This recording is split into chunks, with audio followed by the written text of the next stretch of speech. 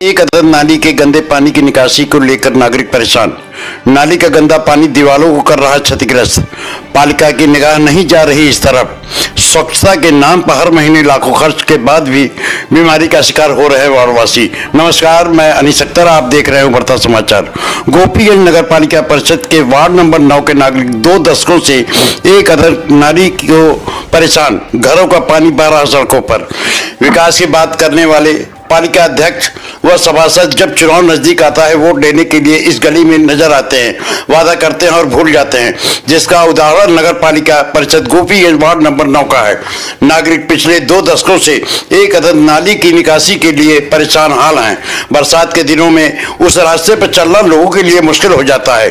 पड़ाव से स्टेशन को जाने वाले मुख्य मार्ग पर जहाँ एक विद्यालय स्थित है जिसमें हजारों की संख्या में प्रतिदिन छात्र छात्राएं गुजरती हैं, साथ ही स्टेशन रोड होने की वजह से सैकड़ों की संख्या में वाहनों का आवागमन लगा रहता है। स्थानीय नागरिकों के प्रयास से डूडा ने नाली इंटरलॉकिंग का निर्माण कार्य कराया, परंतु वह भी नाकाफी रहा।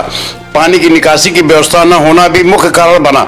नाली की देखभाल की जिम्मेदारी नगर पालिका की होती है, परंतु पालिका कभी भी इस पर सफाई नहीं कराई, जिसकी वजह से नाली पूरी तरीके से भरकर बजबजा रही है, जिससे वार्ड वासियों के समक्ष टाइफाइड, डेंगू जैसी गंभीर बीमारियों का प्रकोप बढ़ गया है। सरकार जहां करोड़ों रुपए स्वच्छता के नाम पर निकायों को देती है, परंतु कागजी खाना पूर्ति कर इतनी कर दी जाती है।